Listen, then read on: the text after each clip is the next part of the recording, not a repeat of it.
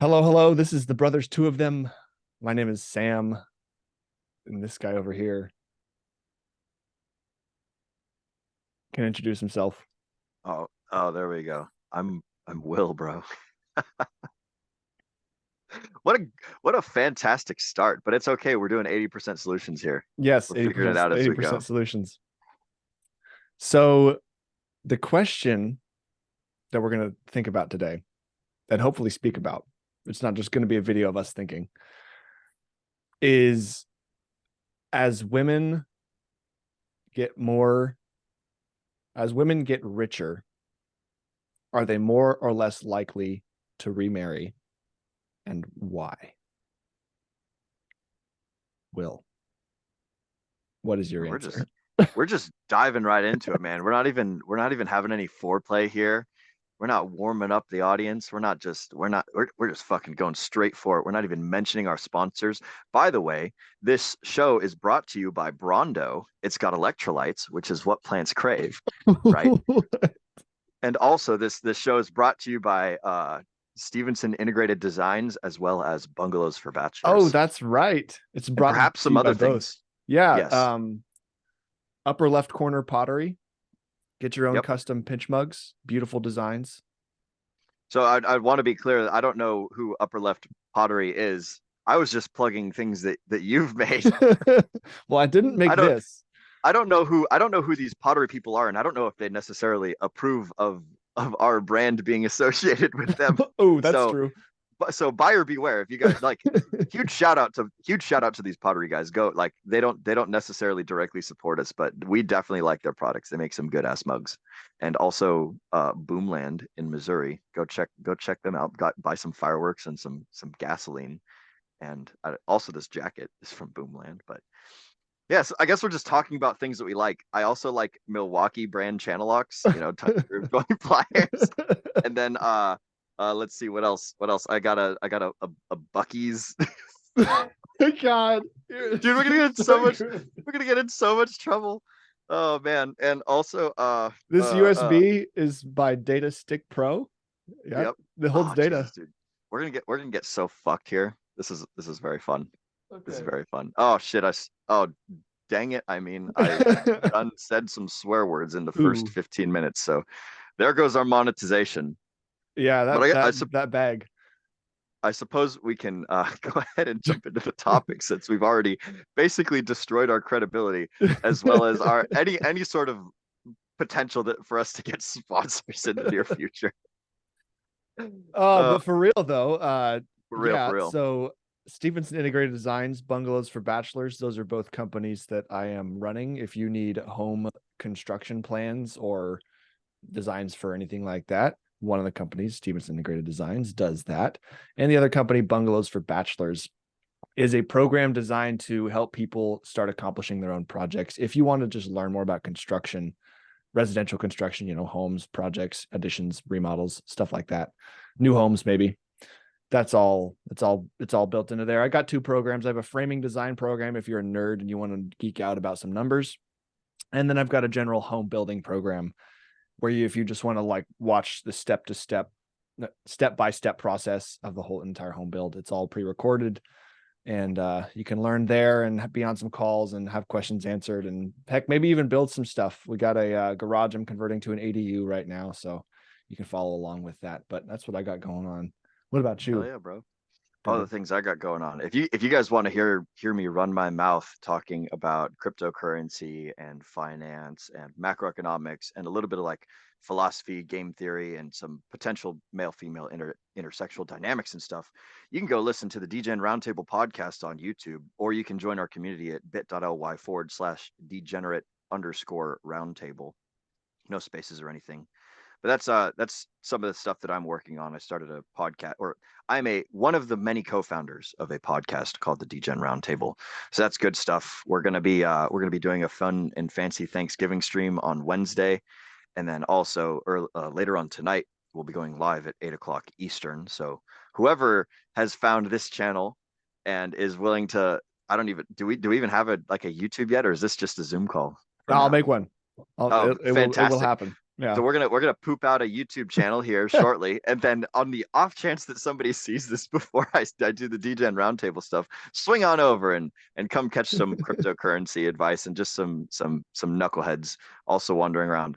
And there's one last sponsor I would like to shout out before we kick into our topic of discussing things, and that sponsor is the U.S. government money.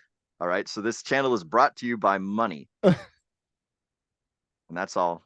That's all that we got, and that's it. I So like it.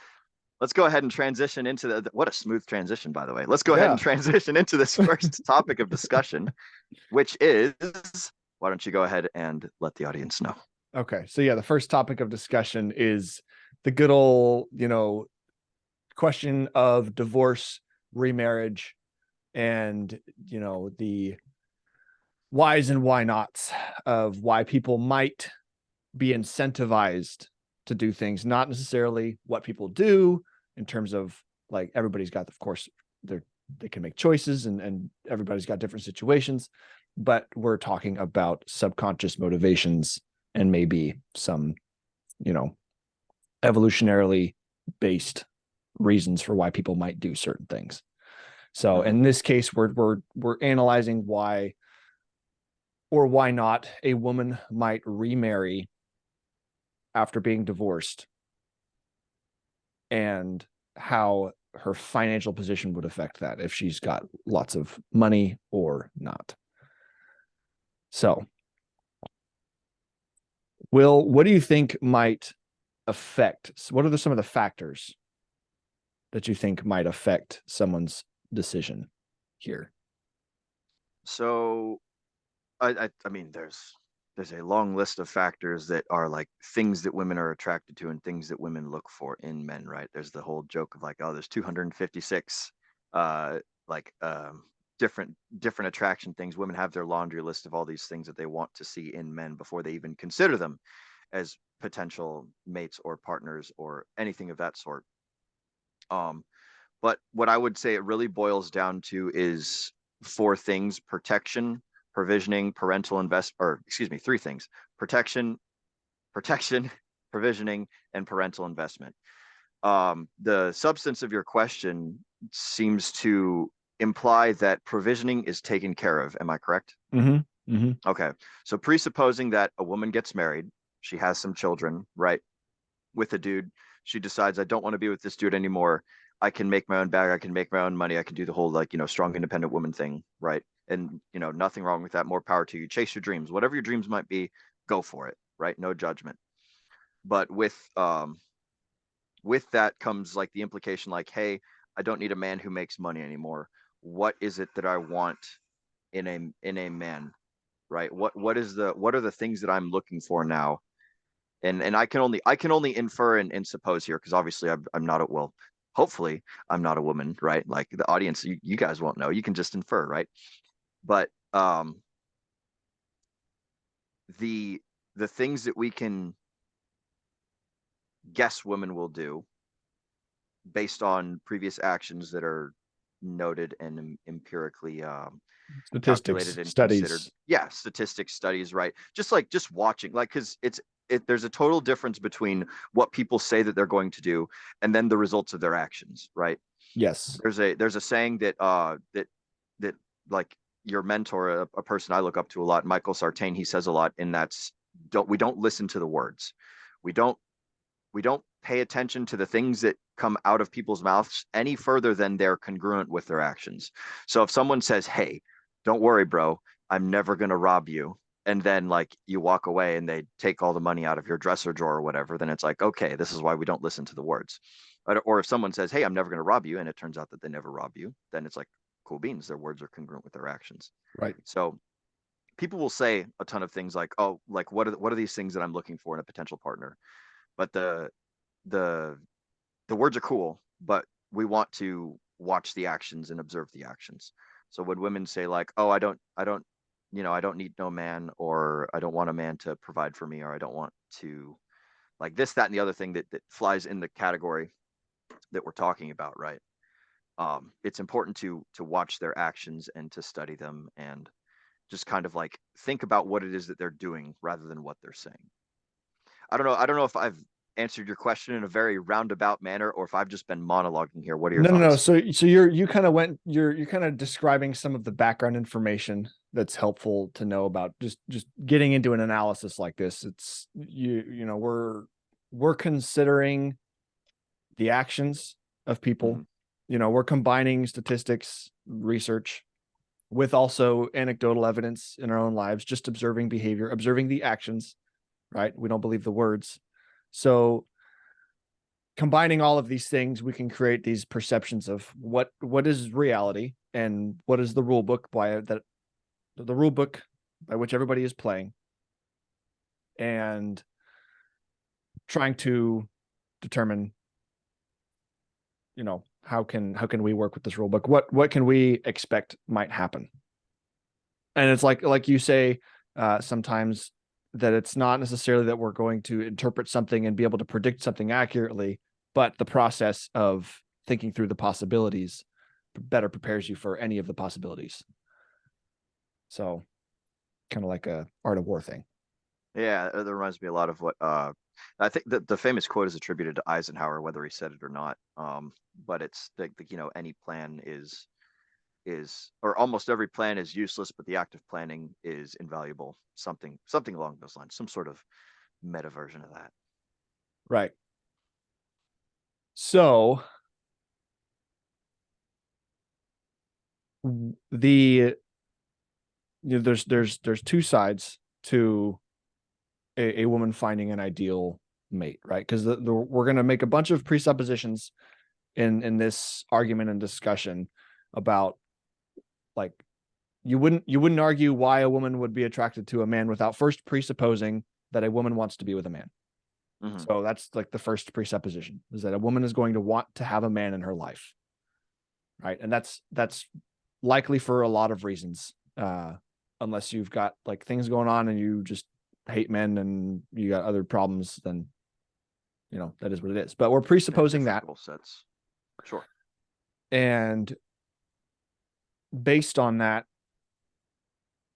she's going to be incentivized at different parts in her life based on different levels of maturity, different levels of experience, and different interactions with men in multiple ways. She's going to be incentivized to select a man by different categories. Yeah. So if she's the general categories being, like you said, provisioning, protection, parental investment, right? So that's the dad side. That's like the fatherly side in a man, right? Yeah, and big shout out to that. That comes from Rollo Tomasi, by the way. So big shout out to the godfather of the red pill. So Yes, good words there. Credit where it's due. absolutely. That's true. So you should, yes, go read The Rational Male, all 5 books, Hmm. because there's, the first one going to give you a basic breakdown of what's going on, and the rest of the 4 are adaptations, and uh, he goes into detail on different categories in life, on how it might apply. So Good tools for anyone's tool good bag. good tools. Yes, good information to learn. So what was I talking about?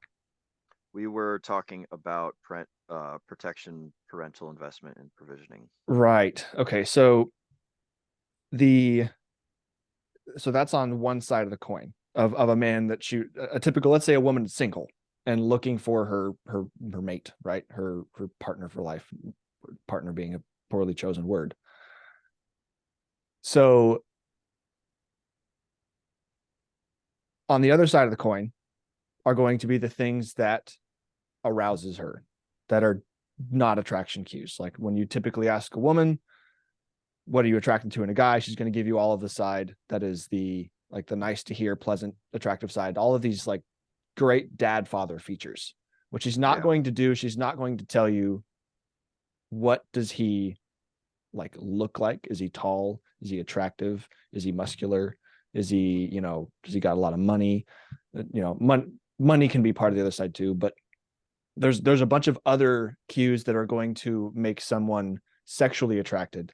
And let's all stop pretending that, sexual attraction doesn't matter, because that's just one of the biggest problems, is that we just mull over this whole topic with like, we talk about all these things that make relationships work. And it's like, occasionally we'll talk about sex, and it's like, oh yeah, I got to make sure, you're having your sex, make sure you put it on your calendar, you know, Jesus Christ. I stuff don't know like who that. you're talking to, but this is a given in our circle. Is just like sexual attraction is a necessity, Yes. right? So like what you're referring to, like with people not wanting to discuss, I suppose, taboo subjects. It's like you really want to think about who's going to be your crowd, who are you going to surround yourself with. Are people willing to have uncomfortable discussions, like from a ego-free factual perspective, Mhm. or are people going to get uncomfortable, and are we going to like dance around or beat around the bush, or whatever. Right. Mhm. I think there's a lot of, we don't give enough credit to, and someone, people just don't teach this. Mhm. When you're growing up, let's say you turn 18 or something, and no one ever tells you, by the way, the rest of your life is very likely going to be revolving around your ability to reproduce, and like the sexual dynamics that you have with, like, between men and women, whether you're man with women, obviously women with man in most cases. So the rest of your life is largely going to be functioning based on that, because at an ultimate level, psychology, like on a instinctual level, you're trying to reproduce because you want to survive through the genes, through the DNA in your offspring. Yes. And that's So going to be this overarching theme over the rest of your life. And it's not like something you're going to think about. Oh man, I haven't reproduced yet. Oh, gee, you're not going to be thinking about this, but it's going to affect the way you do everything. And it's like, well, it's just the baseline motivations for so many things. And so, not enough credit is given to the importance of that. And the world does not teach people how to make sure this is done properly, so that, like, your legacy can live on, and all of these things. So, that's something that's always bothered me. And it's like, and it's you shouldn't go telling young children that, like, oh, by the way, you better make sure you pick the right mate. Like, you shouldn't be doing that. But it's, I don't think enough there's weight is given to it. yeah, I would definitely agree with you, and I would say there's definitely a time and a place for these sorts of conversations to be had. Probably somewhere in the zone where a boy transitions from being a boy into being a young man. So somewhere in the, I don't know, 12 to 15-year-old category. And similar for women, like once they start, I suppose if you wanted just like a generic baseline, you could say when girls start to like develop fertility cues, like when they start getting their period, when they start, getting all hormonal and different, and they transition from being like a girl to a young woman or something like that. Those would probably be good timeline points, just as a roundabout generic uh piece of advice, or Right. or at least thought process, like when to start having these conversations. But yeah, there's like this is not something that's talked about, right? People, for whatever reason, whether people don't know, or people aren't interested, or people are actively disinterested, this is something that's very important to consider. Is like, we all have, brains that are subject to however long humanity has been around, whether you would consider humanity existing for 5,000 years, 60,000 years, or a million years, right? However long Homo sapiens have been traipsing about the planet, doing things that we're doing, getting all of these little like genetic advantages, like why Asian people look different than black people look different than white people, like why are our bodies functional the way that they are. There's another side to that coin, is why are our brains the way that they are? Why do we have like dopamine? Why do we have fucking like estrogen? Why do we have testosterone? What is the function that these chemicals, like these, and also these neural pathways, right? Whether it's an incentive process or a disincentive process for all sorts of actions that we take. Like a simple example is, eating sugar, eating something that sugar makes you feel happy, because evolutionarily speaking, or let's remove evolution, right? The brain recognizes that when I eat this device that's full of sugar, it gives me a short burst of energy. energy has a higher probability to ensure survival, yada yada yada. So I'm going to reward the the nervous system with a little dopamine hit, like, oh, eating sugar, delicious, excellent, I like it, right? Um, as opposed to like I can't think of something on the opposite end of the spectrum. But anyways, these sort of things exist inside of our brain, inside of inside of like the primal brain, the lizard brain, the like the impulses and all of that stuff, right? Right. And then obviously we have the ego side of our brain, and then we have the super ego side of our brain. Ego being um like conscious recognition of self, and then super ego being like in the realm of morality and what are the things that I need to do to make like society like or like if I'm living in a group of people, what are the things that I need to do to and I am no I'm going to put a little disclaimer here, right? I am no psychologist. I'm no like evolutionary geneticist or anything like that. I've just read some Wikipedia articles and stuff like that, right? And listen to people smarter than me. So like the super ego, you know, kind of revolves around morality. Like, what are the things that I need to do? What are the actions that I need to like ignore the impulse of? Like, obviously, we don't go around killing and raping everyone all the time. That would be the influence of the super ego on your subconscious, right? You don't go around doing hedonistic things for the sake of pleasure. That will be at a detriment to like large scale survival and stuff like that. So super ego is essentially like what we would consider ethics and morality, you know, essentially just like staving off hedonistic pleasure in pursuit of like long-term survival. Ego is more or less like the sense of self and balance and things like that. And then the id, which is the part I just kind of skipped over, is like your primal brain. It's just like the I need to breathe, I need to eat, I need to replicate, I need to continue to survive, like the base layer, I suppose. There's um this really fantastic example where it's got a picture of a it's the iceberg example where it's got the id, the ego, and the super ego. And I believe that the ego is like the top portion of the iceberg, and then the id and the super ego are like the underwater portions of the iceberg, for kind of like that generic analogy and things. We're kind of trailing off into all sorts of tangents here. So That's stop me okay. I'll if bring it I'm back. going. Okay, excellent. Why don't you go ahead and bring it back then? Yeah. So what we're talking about here is that all of the we're talking mostly about the id part in general, Yes. which is the motivations and why it's important to understand that they exist and why how do they operate Hmm. and why you might be incentivized to do certain things. Hmm. And that And ties back to go ahead. I was going to say, and people with lower forms of self control, so like sociopaths or well, sociopath's a bad example. A sociopath is a person who is deficient in the moral part of the processing. It's like they're still capable of understanding all these things, but they Lacking don't empathy. necessarily. Yeah, they lack empathy, right? And it's not like sociopathy is not like an active decision. It's more of just like there is impulse without the control mechanism, right? So it's like Mhm. imagine if your car was missing like three out of the four brakes. You know, it's not like you can choose to make the car stop faster. It's just the car won't stop, Mhm. or the car won't stop at the same speed, or something along those lines. So that's sociopathy. And then no, like and again, like I'm not an expert. This is just my very basic understanding of these things. So I'm gonna add that little caveat there. But I apologize. I didn't mean to cut you off there.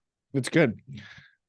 He may not be an expert, but I actually am a extreme super expert professional in all of these topics. I have You should 36 get a plaque. degrees. Extreme, extreme super professional plaque if you put it on your desk. It's hanging on the wall, but the background blurred it out. Yeah. Mm. Yeah, a PhD. Yep. Yeah. Uh, but on the real, um, this goes back to how we want to have these discussions so that more people can be aware of what's going on and make actionable decisions based on more information, just gathering more information. So the original path I was going down was about how no one's teaching, that this intersexual dynamic is going to be a huge part in your life, and that all of your decision making is going to be constantly influenced by these background principles that your subconscious is trying to apply. So in terms of a woman looking for a mate, we were talking about that's what we were talking about: provisioning, protection, and parental investment. And then Circle on the back. other side of the coin is the sexual attraction, right? So we've established there's value in talking about sexual attraction because they both need to be present. If you take one out, it's just a matter of time before the optimal combination of both is sought out in a different mate. So, or not even the combination of both, but like if it's missing one, she'll find the one somewhere else. So with these factors in mind,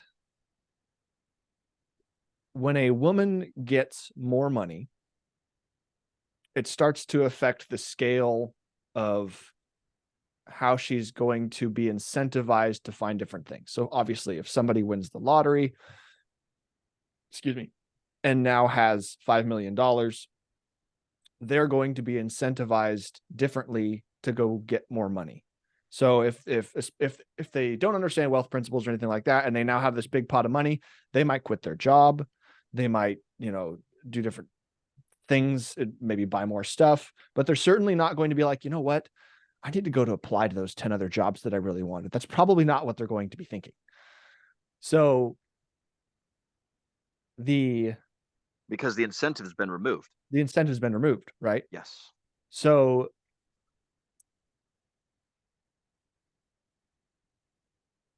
that's just the provisioning part, right? That's just the money part. So how does that affect the likelihood of getting married or getting remarried after a divorce? So the first thing you'd want to think about is, well, generally speaking, you'd want to know something about why the divorce happened in the first place. What was the lack of factors in the protection, provisioning, parental investment, and all the sexual attractive cues? What was the lack of all of the factors of those that caused the relationship to deteriorate to the point that it fell apart? So if you know which one of those things was missing before, that could affect why somebody might remarry if they're looking to fulfill one of those. But let's say a woman has children from this first marriage and wants to, first of all, if a woman's got children, what are the things she's going to want to ensure happen? Well, I would say that the priority would shift. I almost look at these three things, the protection, provisioning, parental investment. I almost look at them as like one side of a formula, right? So you got X plus Y plus Z equals going to get married to this person, or at least am interested and willing to get married to this person, right? So there will be different weights placed on each one of those things, right? And again, as you were alluding to earlier, these are the attraction sides. These are not the arousal sides. So there's, again, like you were saying, there's a difference between attraction and arousal. Attraction is generally is secondary to arousal. If you don't meet the arousal factor, then you're probably not even going to be considered as a potential mate in the first place. Like if I'm, walking down the aisles of Walmart or whatever, and I'm dressed extremely slobby, right? I'm wearing like pajamas. I've got dirty fingernails. I haven't shaven or like brushed my teeth or whatever. Greasy Like hair. if I don't have hair, bald. That's why I got the beanie, right? So if I am, an unattractive person, we will say, walking down the aisles of Walmart, I'm never even going to be noticed. Like I'm just going to be completely invisible. Yeah, the fact that you make $2 million a year, you have 5 Lamborghinis, and you love kids and are a great dad, those things don't matter because the door never opens. Yes, if the door never opens. If you can't meet that arousal, Like it does not matter if you have the attraction stuff if you don't meet the arousal stuff. And the one of the best ways to determine if you're arousing to a woman, or like if like you even spark interest in them, is indicated by, women's willingness to like go on a date with you, or like their if you indicators of interest, right? If you see a Body girl, like, language. she's looking at you, like, you pay attention to her body language, right? Mhm. If she's looking at you and she's got like those saucy eyes or whatever, she's like playing with her hair, or keeps like glancing back and forth, right? There's all sorts of little indicators that are nonverbal. And then some other like verbal indicators is like if you talk to her and she continues to talk to you, or she shows interest, like asking you questions about you, or she is seeking some sort of attention or validation from you. That's another indicator that you meet attraction cues, right? Mhm. If you're getting likes on your Facebook posts of like pictures of you or whatever, if you're getting comments on your Instagram reels or something like that, if you're getting some sort of social proof Watched from women, that's, stories. yeah, yeah, hearts on stories, all these sorts of Mhm. things, right? If you are receiving positive attention, then that is an indicator. It's not concrete, it's not 100%, so you kind of got to cross reference it with other indicators, right? Mhm. But it is an indicator out of many that you are meeting the attraction cues, or excuse me, the arousal cues. And once you get past the arousal stage, is that's when she starts evaluating you for attraction stuff, right? So Right. once you're essentially able to, give her, stomach butterflies or drop the panties or whatever, that's when she starts thinking about like, oh, does this guy have money? Does this guy, like, is he strong? Can he protect me from bears? Right? Is he capable of feeding me and my children? Mhm. Mhm. So once you make it past these arousal stages, that's when all the attraction qualification starts happening. And this is generally what happens on dates, is like two people who are attracted to each other then determine, hey, am I, or two people who are aroused by each other then determine, hey, am I also like long-term attracted to you? So the Right. arousal is step one, and then the attraction is step two, generally speaking. Right. And the you sent me a reel the other day that was like this.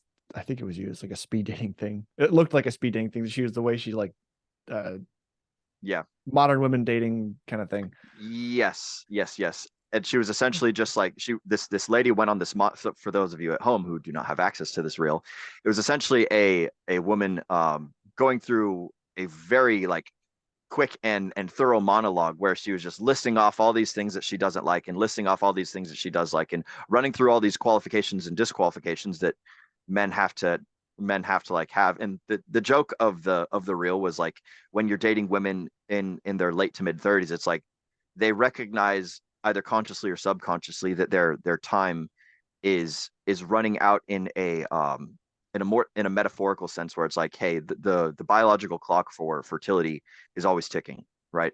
And if I'm a woman who wants to have children in my mid to late 30s, then it's like I am running out of opportunities. And to what degree we want to pick at straws about this is, it's definitely a topic that can be conversed about later. But the whole joke was that she's running through this incredibly fast like speed dating thing, Mhm. because she recognizes that, like, hey, my time's up, or my time is very limited, so I gotta get through this date like as quick as possible so I can find a husband who can then marry me and then impregnate me, and then I get my magical dream of the white picket fence and the children running around and doing all this sorts of things. Right. So it was a very funny reel. I highly suggest you guys look at funny reels and funny things that you know kind of sort of mock the reality that we live in. Very good. So the original question was Keep circling back, dude. You can call us Gen. This is going to be the Jen Psaki podcast because we're going to circle back so fucking often. oh my goodness. Hmm. The original question was I don't remember what the exact original question was. Man, if only we had Jamie, he could pull it up. Or perhaps we should hire a stenographer Uh, who uh, can keep up with what we're saying with like those fancy little typing things. there we Read go. back line 47 for me. 120 words per minute. I think your original question was something along the lines of, um, at what point does, like, so I'm gonna bring it back to that formula that I was talking about, the X plus Yeah. Y plus Z Mhm. equals potential marriage person. And Mhm. so the given information is that the provisioning portion of the equation is taken care of, right? So what's left over? Mhm. There's protection and parental investment. So Physical we're going to protection, like safety, correct, right? correct. Physical protection. So like, and what that essentially amounts to is a person that looks good and looks like they're fit and capable of potentially, you know, doing violence or something on the woman's behalf to keep her alive and stuff. So the You protection could aspect, you yeah, could it can argue that nowadays that like that protection aspect is outsourced to like the state. camera, not I'm sort of the state, but like on a home scale, like having a man in the house with a gun is like a very Mhm. baseline like protection level. Versus nowadays, you put a bunch of cameras in your house, put a bunch of cameras outside your house, have a security system tied to it. All of the windows and doors have alarms and systems on them. Like you Yep, can outsource that protection, like that to a degree. safety Yeah. feeling that they want to a degree, right? So that can be another factor Yes. Yes. that could Whether it's easily be bought with police, more money. correct. Cameras, dogs, policemen, all of these things are they're kind of workarounds to the original, like there's a competent man with a gun who, knows Muay Thai and Brazilian Jiu-Jitsu or whatever, right? The problem, something worth considering with like security systems and dogs and police is that most of like the dog is not reactive, the dog is semi-proactive, and security cameras are proactive to people who are disincentivized to be filmed, but like a camera is not going to stop someone from committing violence on you. Mm-hmm. The nice thing about having a physical person who is adaptable and also like dangerous, or whatever you want to call it, is that like they can switch to whatever situation is necessary, Mm-hmm. whether it's like, there's a flood, or whether like there's a burglary, or A fire. a fire, right? You essentially the like a competent jack of all trades, master of none cannot be replaced by a whole bunch of very specific solutions to problems. Right now, we can lull ourselves into a false sense of security by replacing the ideal of a well-rounded, dangerous, or like protecting male figure. We can lull ourselves into a false sense of security by replacing that with other things like a dog, or a camera system, or a police force, or like, an anti-earthquake bunker locker thing, right? But at the end of the day, like none of those things can. It's like replacing a sword with a Swiss Army knife. The Swiss Army knife can do a lot of things, but it can't Mm-hmm. do the stuff that a sword, well, we'll say machete, right? A Swiss Army knife can't do what a machete does. A Swiss Army knife can't do what a well-made screwdriver does. They're sort of kind of partial solutions that sort of take care of everything. But actually, Would I had you that analogy in reverse. would you agree that that it's also all about perception, right? So if Hmm. somebody thinks that this protection aspect is sufficiently taken care of, they're no longer incentivized to Correct. have it taken care of. There's a famous So, saying that we had in the Marine Corps that perception is reality. Whatever we think, whatever we convince ourselves of, whatever campfire stories we tell ourselves, mhm, like that's the only thing that really matters, right? mhm. Reality doesn't matter from the mind of the beholder if the beholder is not like intaking all of the information from reality. So if a person is replacing a man with a security system, then they might think that they're being effective, and they could be. I don't really know. I don't have all the information available. Um, but it's the important thing is that this person in their mind is checking off a little box, whether Mhm. whether it's a um placebo check, that's not the right word, whether it's like just something that they think will solve the problem, or whether it's something that actually solves the problem. They are putting to calm a worry that they have inside their head. They're like, hey, I'm solving a problem. It's like, when you're super duper like lazy and you don't work out ever and you're fat or whatever, and you go and you buy some weights. It's like, I've solved the problem of being fat, but you don't actually solve them until you use them, sort Right. of thing. Like, we give ourselves this little dopamine rush whenever we think that we've solved a problem, irrespective of if we've actually solved it or not. So Drops the something mic. something worth considering. Yeah. Okay. So provisioning when a woman's got a good bag, not a huge deal. Protection, potentially not a huge deal, could be outsourced by money. Hmm. Parental investment. Um, some some women want to or just take over the role of both being a mother and a father. Yes. They basically fill the role of both parents because that's Mhm. what they feel like As needs to happen as best they can. as Whether it's best they can. effective or not, Correct. we can look at numbers to determine if these results are effective enough. Mm-hmm. Um, and a very simple metric would be to look at the amount, and perhaps I'm biased for doing this, but a very simple metric would be to look at the amount of um, people in prison that were raised by single mothers versus people in prison that were raised by single fathers, people on stripper poles that were raised by single mothers versus raised by single fathers. So there is a definite efficacy concern when it comes to single parent child rearing, and then you can compare both of those numbers to the same metrics, like people, how many like, and I don't like, I'm not trying to shit on strippers or anything here, or shit on people in prisons. Yes, Like, we love life strippers. happens. They're But humans like, too. yes, I'm not judging, I am providing empirical data points, right? So this is something worth noting. Okay, so if you're in prison listening to this podcast, no offense, I'm just using you as a data point. Same thing with strippers, right? You can also compare the number of people who are strippers and the number of people who are in prison with the people that were raised by a dual parental household, Mm-hmm. right? So these are how we could measure these metrics. And it's something that, like, again, this is just another data point for people to consider. People going through life not considering all the data points that are relevant to the actions that they're taking, in my opinion, is a um an I don't know if purposefully ignorant is fair to say, but I would say it's definitely, like, it's not beneficial to ignore relevant data points for the actions that you're undertaking. And if you don't know, you don't know. But that's why we're here to talk and to teach and to provide you with more tools that you can arm yourself with as you travel through life.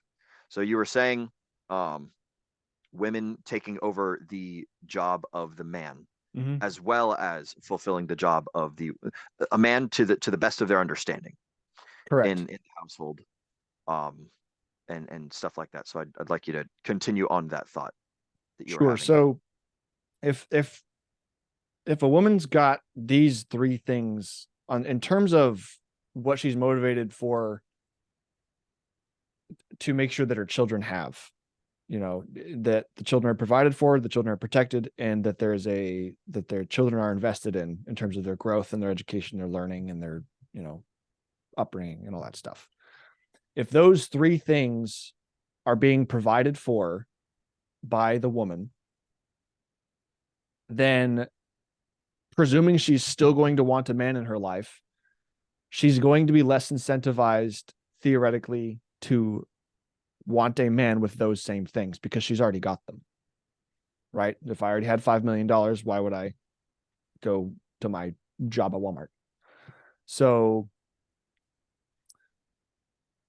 it's not saying that like you wouldn't act otherwise, but again, we're talking about the incentives. So the other side of the coin is the sexual arousal side. So are you more likely to, so the original question was, are you more or less likely to get remarried? And lots of factors being at play in terms of You like the being woman or you logistics. being man? The woman, Okay. yeah, woman more or less likely to get remarried, given that the one side of the coin is taken care of. Hmm. So logistics being one thing, like functionally getting married again. Okay, let's presume that we're just going to talk about, are you going to engage in another long-term monogamous relationship with someone? So either it seems to me, just my opinion, that either she's going to want to only have somebody who fills the arousal side in terms of the attention and the involvement, right? Basically, so she's got all this stuff taken care of during the day, and then when after the kids go to bed, she has Bobby Joe come over, big manly man who's an asshole and all these terrible things that people like to think about. And but he's hot and he lays down the good D. So she's gonna have him come over or something. She goes or whatever. Babysitter comes over for the kids, whatever you name it. And she's going to get that like that fix, have her sex that she still wants to have.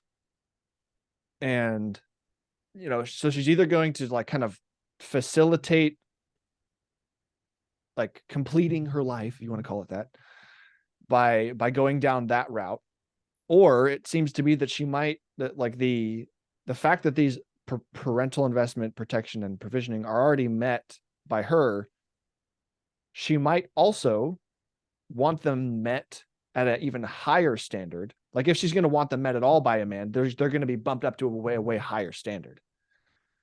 And then it's like, okay, so if that's the case, and you're now going to look for a man who makes more money than you, who's, better, who's got good dad, characteristics, and is going to protect you, be physically stronger, and all these things. If you're going to look for someone who has those qualities and they have to be that much higher, then the likelihood of you finding that goes way down just because there's just less availability of that, right? You set the bar higher, then that means you're going to have fewer results to pick from. Yep. If you're fishing for an exact type of fish versus if you're fishing for any old fish, your results are going to dwindle. You touched on something that I wanted to bring up, and I'm glad you brought this up. Sure. The higher the standards, the smaller the playing field, right? Yeah. Nothing wrong with that. Like chase your dreams, girl. Do whatever you want to do. Yes. Just recognize like the amount of leverage that you have to achieve the goals that you want, right? It has to be, again, it has to be congruent, right? If you are a highly sought after person, then you have more leverage than if you are a lowly sought after person, right? And this is one of the things that we have to remove the ego from if we want to generate actionable results. If I think that I'm the bee's knees, but I'm that unattractive dude wandering through Walmart, then I'm not congruent, and I'm just essentially wasting time, right?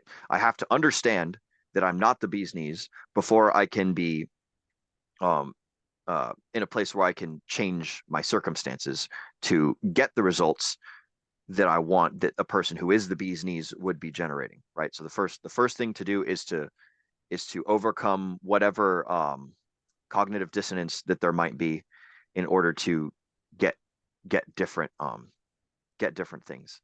The thing that you mentioned that I want to touch on is that as a woman starts checking off these boxes of things that she looks for in a potential spouse, right? If she is in her mind checking off the parental investment, the provisioning, the protection, like attraction cues. You had mentioned that there's two sides of this coin. There's either those things are no longer going to be sought after, which I think is a little bit unlikely, but potentially possible. And then there's the side where it's like, now this bar has just been raised higher because she's doing it herself. So one of the things that we see a lot on uh, channels such as Access Vegas and Fresh and Fit and the Whatever podcast is that as women make, and criticize the sampling the sampling size all you want, or the type of women that are being introduced on these podcasts, but as like the generic idea is that as a woman makes more money, she is interested in only dating people who make more money than her more and more. So like as her bag rises, the her standard of the size that the bag that the man makes also rises. So like, if she's working at McDonald's and she's bringing home minimum wage, she will have a much larger potential list of men that she will be attracted to naturally, right? Based on the genetic process and the impulses and the desires that her brain is providing her with. She will have a larger pool of selection for men that she will genuinely be attracted to than a woman who is like the CEO of a Fortune 500 company, right?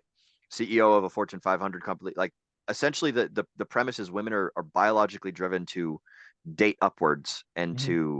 to invest in potential spouses in an upwards only direction, right? The specific phrase is hypergamy, coined by some researcher who was down in India, who was like studying the caste system, and basically like what socioeconomic like levels of the pyramid, and like how people interacted between those things, and essentially amounted to like um and this can sort of be extrapolated across all human cultures, not just India, but women are only interested in men that they perceive to be of higher status than them, whether it's sexual status or social status, monetary status, all these sorts of things, right? Mhm. If a girl is an MMA fighter, the odds that she's going to be dating like a flannel wearing soy boy or something to, right, replace the words that I'm saying with similar concepts, right? An MMA fighter is very unlikely to be dating a soy boy. They're probably going to be dating their trainer, or they're going to be dating someone who's stronger than them,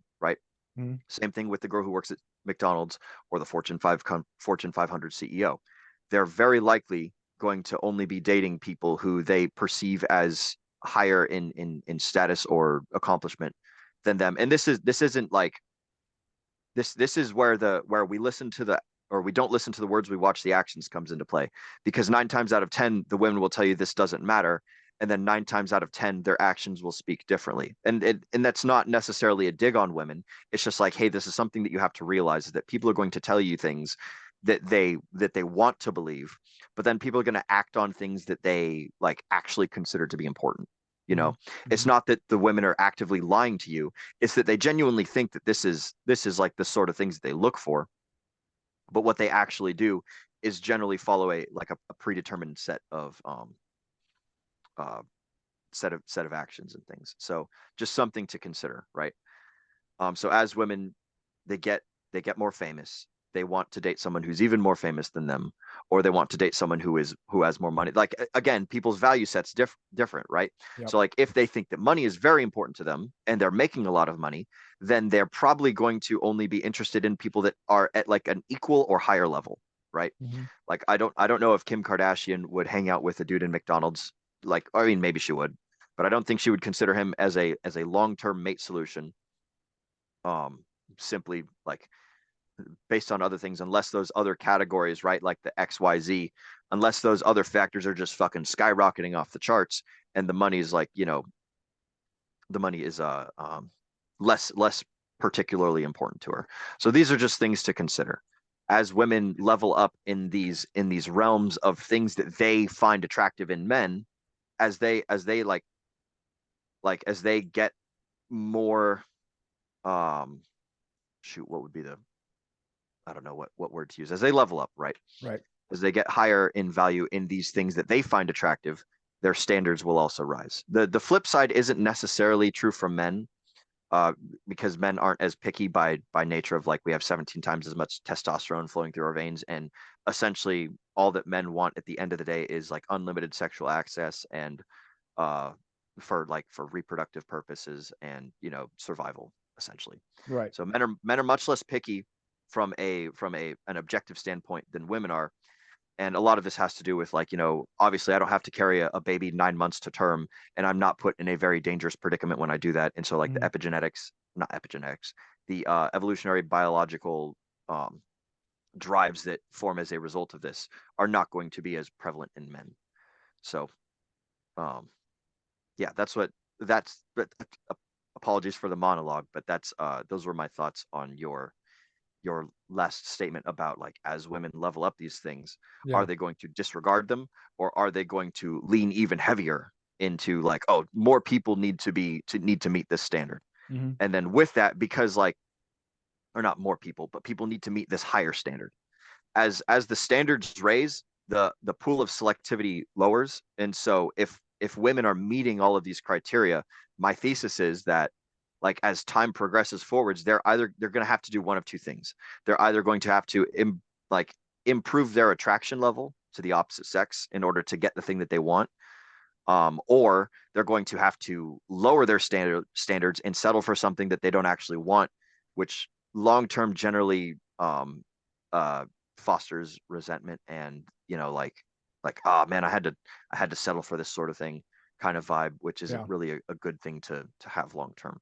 And that's going to, and you may be able, if you remarry somebody like that, you may stay married for the rest of your life, but you're not going to have the passion driven, wild, fun sex that you had when you were aroused by someone that you were really interested in. Correct. And that's where you end up with relationships where, is it a successful marriage? You stayed married, but like you're Yeah. sick of each other and you can't stand to be around each other. So like, why are you even there? Yeah, Right. it would depend on the metric by which you measure, is this a successful marriage, or is Mhm. this a marriage kind of, I don't want to say going down the tubes, but like we're technically married is totally different from like the couple who's like, 60 years old and they're like fucking macking on each other on the bus stop or whatever, it's like Calling each other there's a, hot. yeah, for sure. And to each their own. If you're perfectly fine with having a marriage that's functional and going along to get along, like more power to you, right? No judgment, no judgment for like having that sort of thing, right? But there is a But judgment when you decide that that's not good enough and you cheat. Then well, that's yeah. So like but like, people are gonna, no judgment from me is what I'm saying, right? So for me talking on this panel, like I can't say what other people are gonna do. mhm. They're probably gonna judge you, but like I'm not going to think negatively of people who are pursuing their own goals, as long as you're pursuing your own goals and you're not being hypocritical about it. The point where I start Right. judging people is like, Yes. oh, you're being hypocritical. Okay, cool. So I can no longer trust you as an individual because you're not congruent with like your brand, whatever it is, Mhm. So like if you're going to chase your goals, go for it, right? There's many ways up the mountain. There's tons of ways to skin a cat. More power to you. You're going through life for you. I'm going through life for me. The thing that I want to do for people is to provide them with the tools. Like if they're gonna be climbing up this mountain on a steep and rocky path, I want to give them as many like pickaxes and machetes and ropes as I can, so that way they can best make it to achieve their goals. Right? I want to empower people with information, and and then set them free to go do their thing. Whether Mhm. they choose to use it or not is up to them. But I get a sense of satisfaction from being like, hey, look, this is reality as best I can see it. I would like to know more. If you disagree with me, let's talk about it. Let's pursue some things. Let's go on this journey of discovery together, right? Mhm. But again, my goals going through life are all self-serving. I'm going through life for me first and foremost, and you should go through life for you. And Mhm. everyone listening to this podcast should go through life for themselves. So like if you've got a different set of values than me, outstanding. I hope you can meet them all and you can chase them, and that you live your best life, and you get that bag, you get that goal, you get that man, get that woman, whatever it is in life, right? So So to go back to the women leveling up thing, one of the things that you got to realize is there's, you know, knocking my computer around. different people have different standards of living. Some people Mhm. are happy living in their little 400 square foot tiny home, just doing their thing, maybe in a For those of conex. you, yeah, I'm in a shipping container right now. For those of you who can only see, who don't know me, or don't know like the stuff that me and Sam used to, or that Sam used to do and that I currently do. I'm living inside of uh I would say it's probably 8 foot by 8 foot little box as part of in part of a shipping container. So it's kind of funny, but continue. Just some fun Sure. background info. So different standards of living. And with those and different levels of income, different levels of having nice stuff, with those different levels comes different give and takes, right? So let's say you grew up with not a lot of money and you are raising your kids to kind of have the same values and like valuing a lot of other things that don't have to come from having a lot of money. Hmm. So you are likely to, let's say you've got a daughter, you're likely to, and you instill the right values and the right like positive things. You're going to very likely produce a daughter who's going to be attracted to a wider pool of selection Hmm. naturally, right? Because we're talking about the genuine desire. So if she grew up at a certain level, and I'm not saying it's good for everybody to be poor, or not have a ton of money, like or just live on average, but just understanding the effects. So this daughter you have may ultimately long term, you want her to have a relationship with someone and also reproduce and have a good fulfilled life. You want her to have a legacy. These are the things I'm presuming that you want for your daughter. Yes. So if she has a certain level of lifestyle and she's going to want to like marry up socioeconomically, she's going to want to be with a guy who can not necessarily give her more than she like grew up or had in the past, but give her more than what she's capable of getting for herself. So there are more guys who are capable of producing that are like genuinely good people, that are good fathers. They want to be invested. They work hard. They may not be as driven to like go get their own bag and build their wealth and success and like have this like crazy life. They may not be as driven to do all those things. That doesn't mean that they're not great people to like have a family with and a lifestyle with. Everybody's got their own different goals. But simply analyzing the pool of people to pick from, if the goal is to ensure success, if you have more people to pick from, you are more likely to succeed. Simply just by probability. Mm-hmm. So if you level up your lifestyle, and let's say you go from like lower middle class to upper middle class, you've got a $400,000 home, or like maybe a $700,000 home. You live in a very nice neighborhood. You've got an acre of property, nice pretty fence, HOA, all of these things, and you start adding these things in, then the level of lifestyle is going to go up. Mm-hmm. And along with that, the pool of men that are going to seem genuinely attractive to your daughter is going to go down. Yes. And that's fine as long as you understand that that's what's going on, and like and ultimately that she understands on some level like what's important to her, what does she value in life, what does she expect, what does she want, what does she want to like get. And if you keep taking that up notches, then every time you level up and you increase the luxury of that lifestyle, more money, more status, more connections, access, you name it, the more stuff that a girl already has, then that pool of men that is capable of supplying that and also still be good, like good dad features and good parental investment, and be both sides of a good optimal both sides of that coin, presuming that you want long-term monogamy,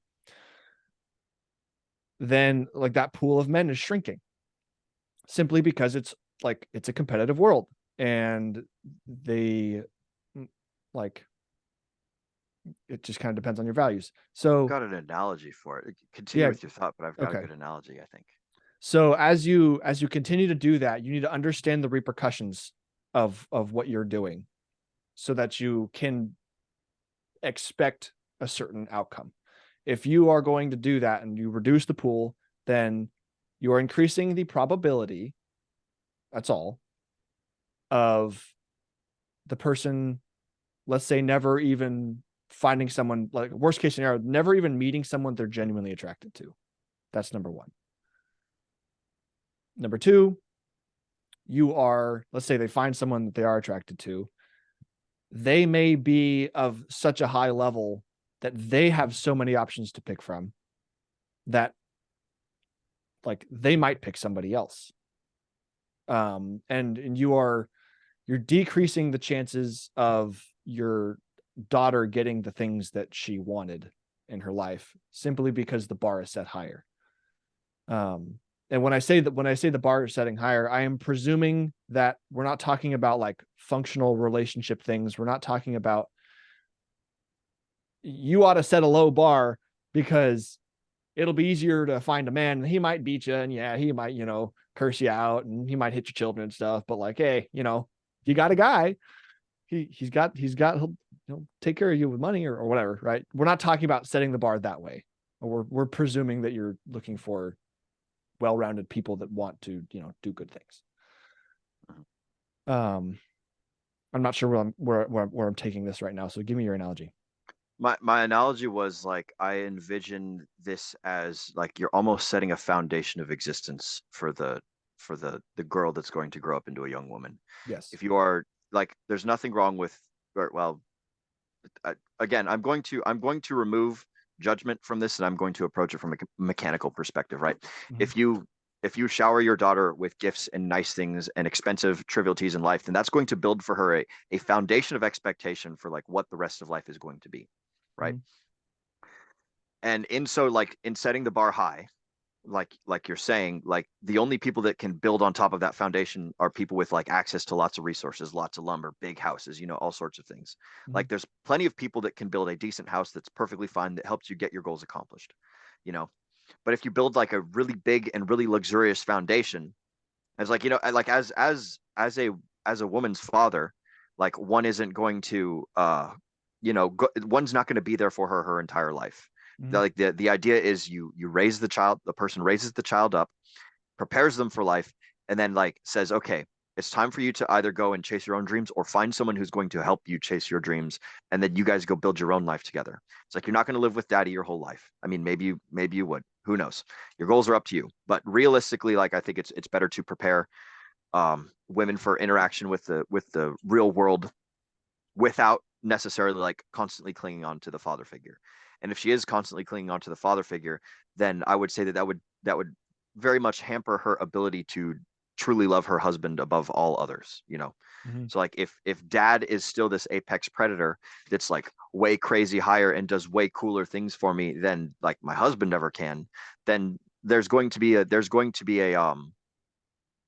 it's going to be difficult to find a man who will be able to overcome that hurdle to obtain the daughter's affections and like live happily ever after, whatever like fairy tale Right. thing you want to put it as.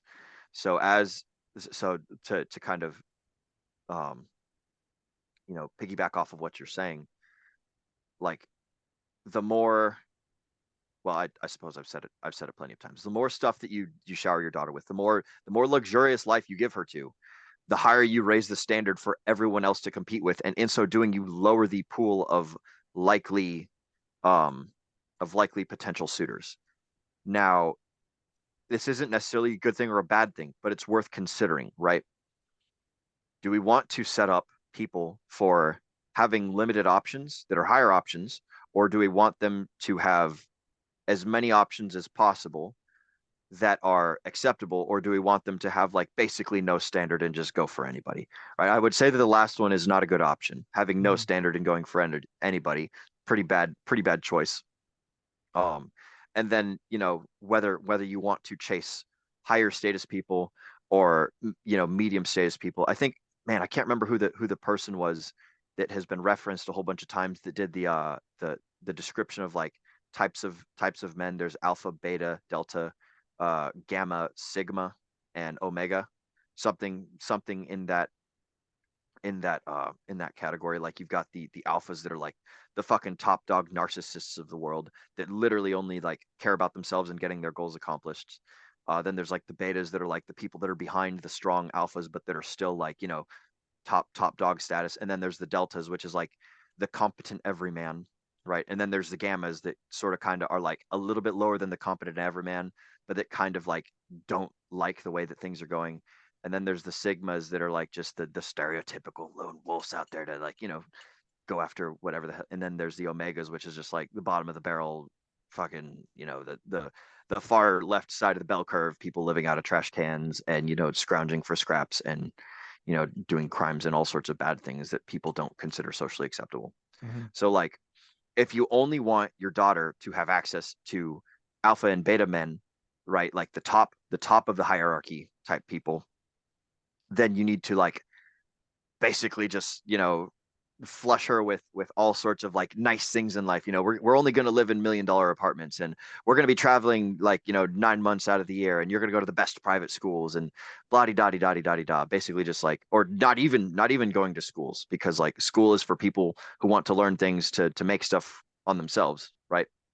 Like if you're born into an extremely rich family, then like why do you have to go and learn to be an accountant unless you want to be an accountant? right? Mhm. You don't need to go learn how to be like a factory worker or a bean counter or something like that. You don't have to get the normal jobs like the rest of everyone else. You can survive off of daddy wealth and this, that, and the other thing. Or you can marry into another rich family or something like that. Or do you want to set up your daughters to where they're like, whether like, and the higher down the list you go of like things that are acceptable to women, it does this interesting thing. If you set me personally, I think that the best way to set up like to build a person's expectations is to kind of like start with the alpha, beta, delta, and then and focus on that. Like if you find yourself a good like a delta is to describe a delta as a person who goes along to get along, who is a hard worker in life, who's like, I'm satisfied with like, I get my own place. I got like my white picket fence, my two dogs, like three cars, chicken in the pot every Sunday, like that, the whole American dream sort of thing. 3 cars. Wow. Three cars. What I don't know, right? So I'm just kind of Sure. throwing out numbers here, right? Yeah. One for dad for work, one for like Sunday driving, and one for mom to take the kids to school or whatever, right? So I don't know. So like the delta is like the upper middle class to regular middle class, like the alpha beta. That would be like crazy high class fluent society living, the bougie stuff. Or well, no, bougie is upper middle class. The super rich people, right? Alpha and beta. And then like the delta is like I'm satisfied with pretty much everything that I can get in life. Like I have the widest range of quality candidates in my selection pool available. And then if you start like once you remove, one thing I've noticed anyways in my interactions in life is that once you start removing father figures from the from the raising process of child rearing, once you start removing the dad from the picture, that's when you start like that's when the daughters are more likely to be attracted to like the rapscallions and the ne'er-do-wells, and like the dangerous people and the people that are like the Han Solos of the world, right? The Mhm. guys that'll go out and like do hard time in like in prison, not jail, but like federal prison, you know, um, like chasing after the bad boys, chasing after the people that are like gonna basically run them through an emotional roller coaster, and then they're gonna have a very bad time at the end of it, right? Generally, when you remove the father figure from like a young girl's life, like she starts chasing the lower end of the spectrum for that like that positive, like strong male attention sort of thing. And then nobody really ever goes after the gammas. Nobody really ever goes after the sigmas. So it's like there's essentially four options for the types of men that women can chase, and three of those four are good options, and then one's like, we kind of want to avoid this sort of deal. So those are my thoughts. That's my analogy. Does that kind of help you get back on track, or does that give you anything to work with there? Yeah, that's I didn't know that there I was not as familiar with like the full list, Hmm. but that's an interesting way to frame it. But yes, that's in line with I could be wrong on that, by the the way. Again, results you should be. Wikipedia. It's in line with just like your expectations and the results you might get and Hmm. just being congruent. Hmm. Um, there was another point I wanted to go off on, Hmm. but I'm still thinking of it. It was related to the women and like leveling up and raising the kids part. Mm. Well, I got no idea what's inside your mind. Brains. Speculate. We got brains in here. Wet Right. spaghetti. Right. So have we answered the question? So we've talked about like incentives, different incentives for a woman to remarry. So given the circumstances of like let's say a woman's got a good bag, making good money, she's capable of doing filling all these roles. The especially like the higher level that is, the less likely she's going to be. to meet a man that's higher than that. Yeah. And for the added risk of, because as soon as if she's got kids, as soon as she does that, she's introducing a huge risk into her life that's like, it might be worth it, it might not be. And the risk, of course, is in like, well, let's say you're going to get married. Okay, you're now living with somebody, you're going to be involved in their habits, you're going to be involved, like you're reconnecting, you're now tied to everything this person is doing and everything that they're about. And stepfather or step parent and stepchild relationships are never the same. As they're never going to be as like as natural as like a genetic relationship between a Correct. father and a child.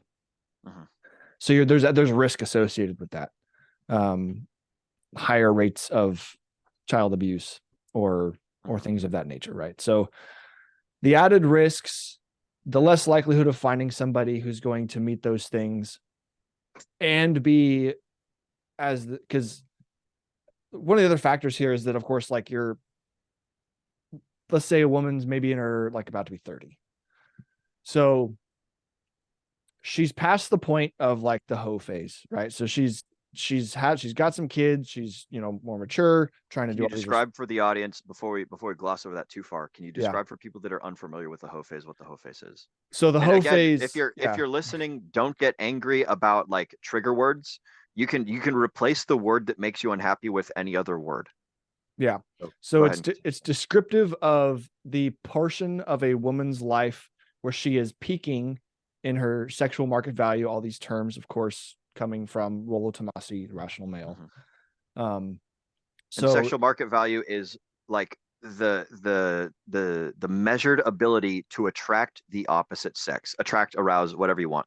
Correct. The measured ability to be able to like insert yourself into a group of people, and then the opposite sex are gonna be like, I like that one. That's a good one. Let's consider moving forwards towards that. Correct. Right. It's not about like a person's, it's not about selling human innate beings. Value. Yes. Yes. Correct. Yes. So the hoe phase, right, is the peak in the sexual market value, which can be redescribed as the ability for that person to be attractive to multiple people.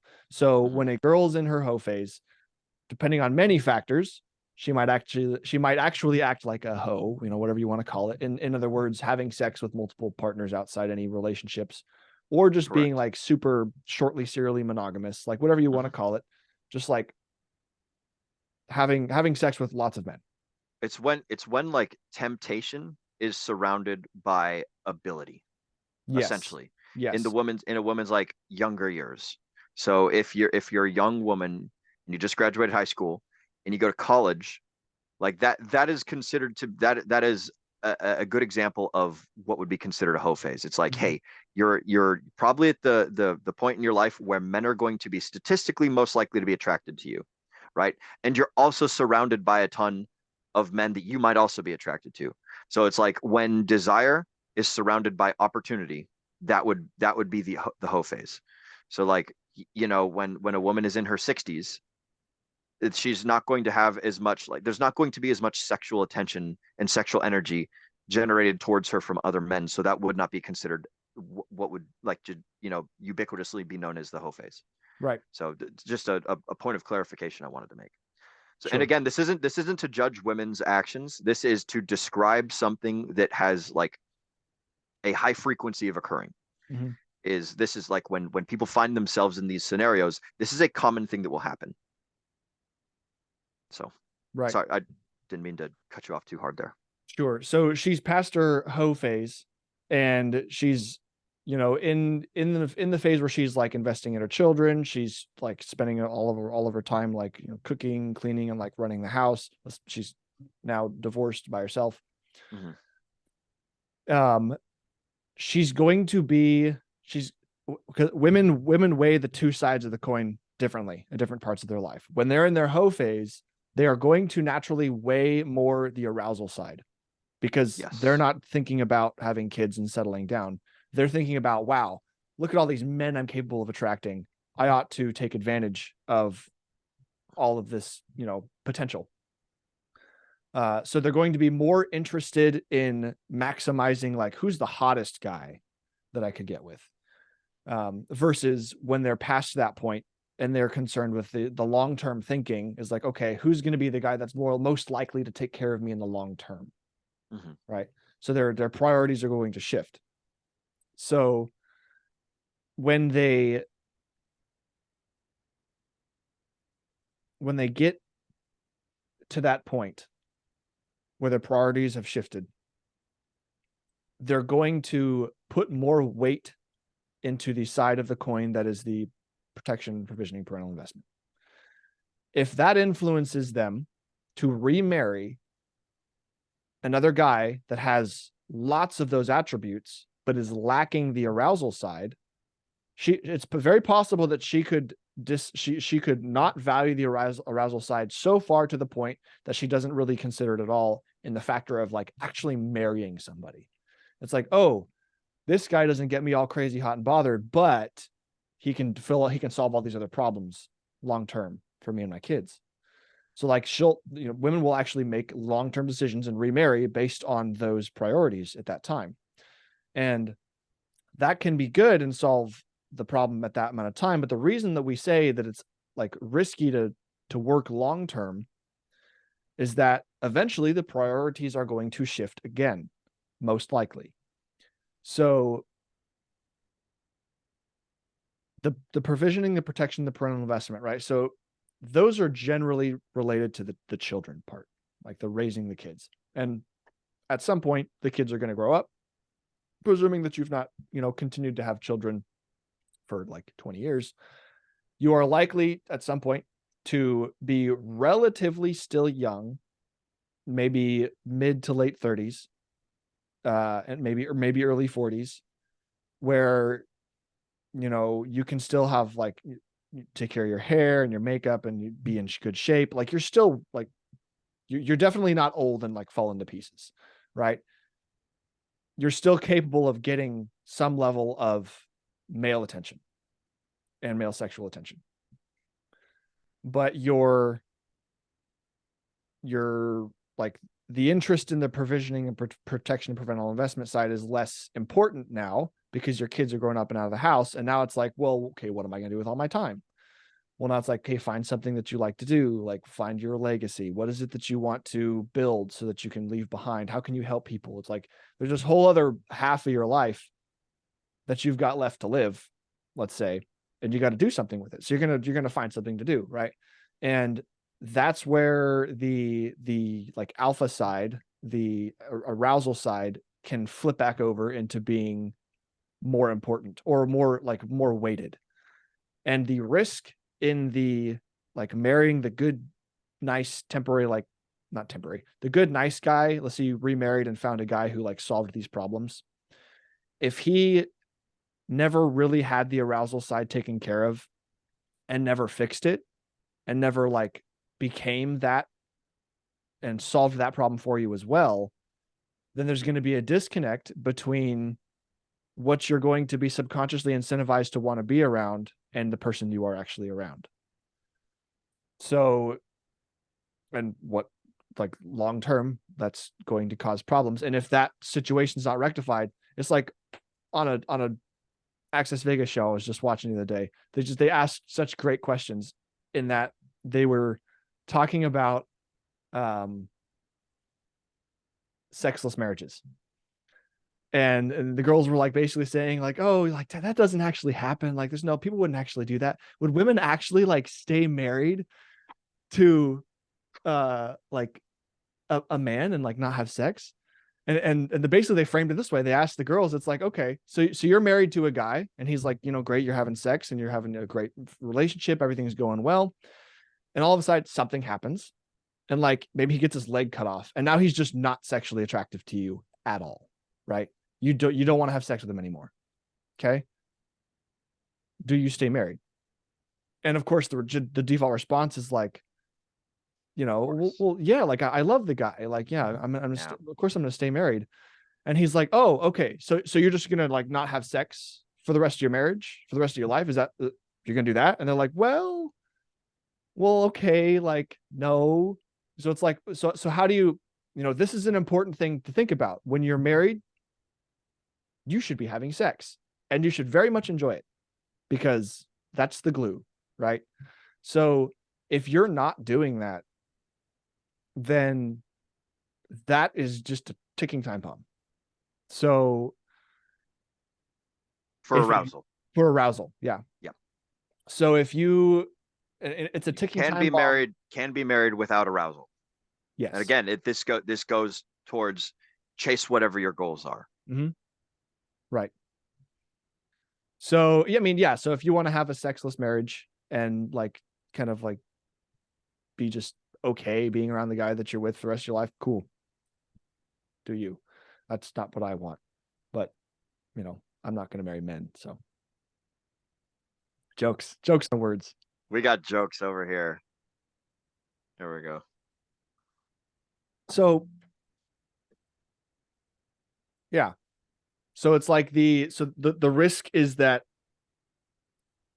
especially if this like let's call him the stepdad, the guy who stepped up, right?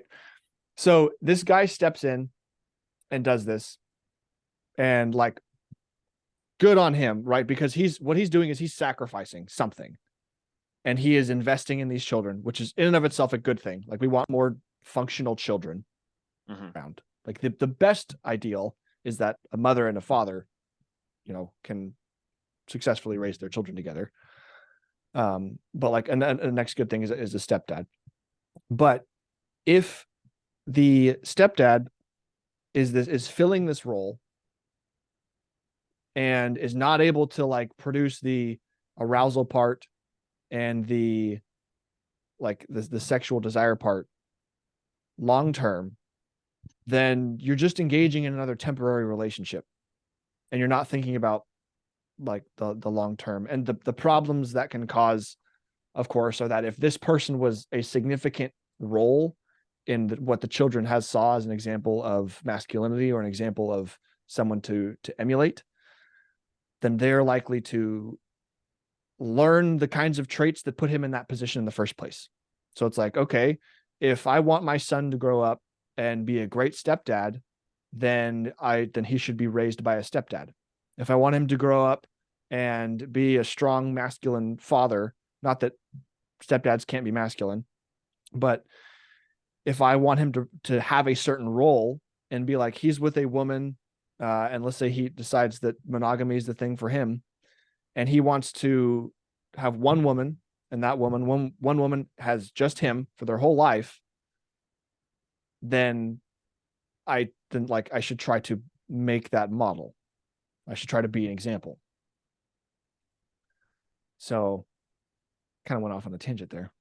Well, yeah, you should surround yourself with the type of people that you want to be like. There's uh that that saying that it's like you are the sum of the five people that you're around. And when a child is young, the people that they're around the most is the siblings and the father, and then whatever else is on the content creation machine, whether it's YouTube or Hollywood or talk radio or music or whatever, right? All of these things that you surround, or like the church community, right?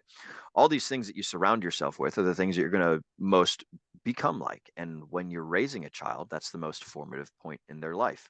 That's like when you mold the clay, when you pour the foundation.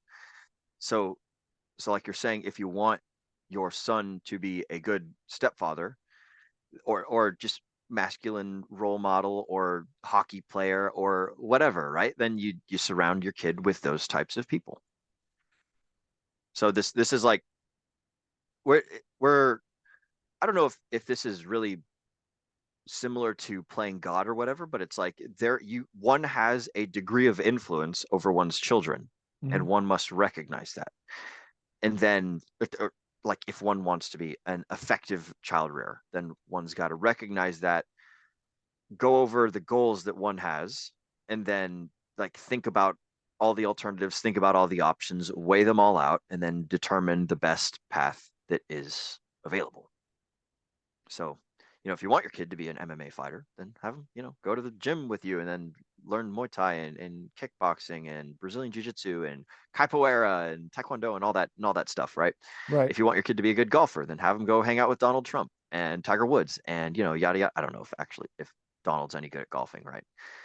But like surround your kid with the ideal version of what you think would best prepare your child to interact with the world based on what you think is best, and also what you think his goals are and what his potential is, and all that stuff.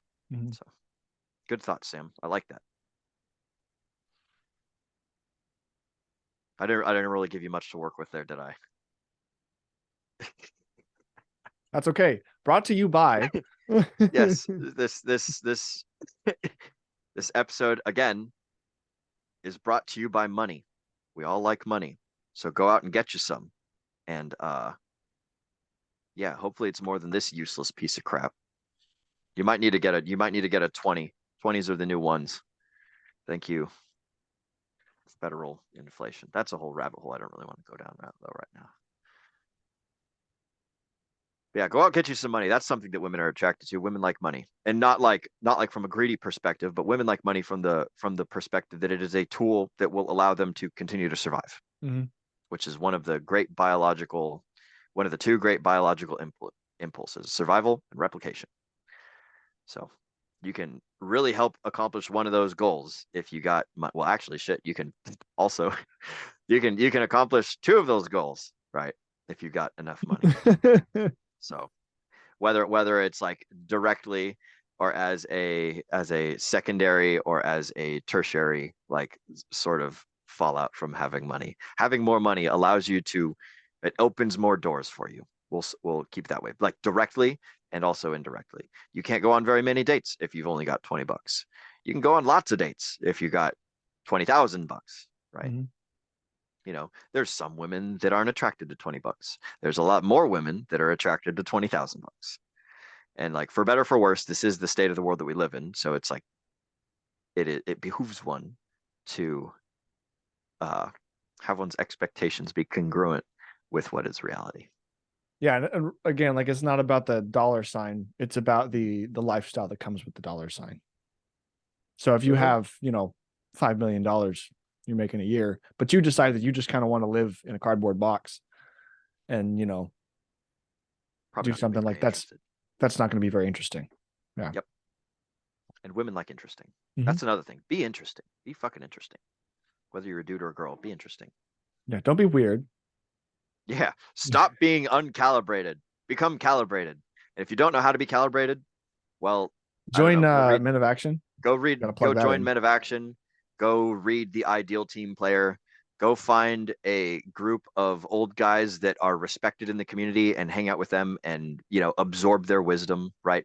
Go find people that you want to be like and then hang out with them or consume their content or whatever. Like if you can't hang out with Elon Musk, the next best thing is to listen to his interviews on Joe Rogan or on what was the on Lex Friedman, right?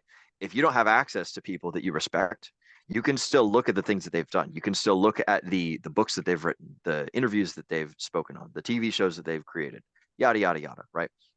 Like I don't need direct access to Donald Trump to kind of learn about Donald Trump. I can go buy The Art of the Deal, or I can watch his speeches, or I can do other things. So Right. something to consider. If you're not calibrated, then a good place to learn how to be calibrated, like Sam was saying, is the Men of Action program. So it's good stuff. Good stuff indeed. Is this a good termination point for our Yeah. interview? Probably. Okie dokie. Well, I'm going to stick around in the background after we stop going live. But for all the audience back home, I want to thank you guys for watching. Make sure you subscribe, and hit the bell button for all notifications. So that way, when we post this juicy, juicy content, that you'll be the first to know about it. Thank you guys for watching. Thank you.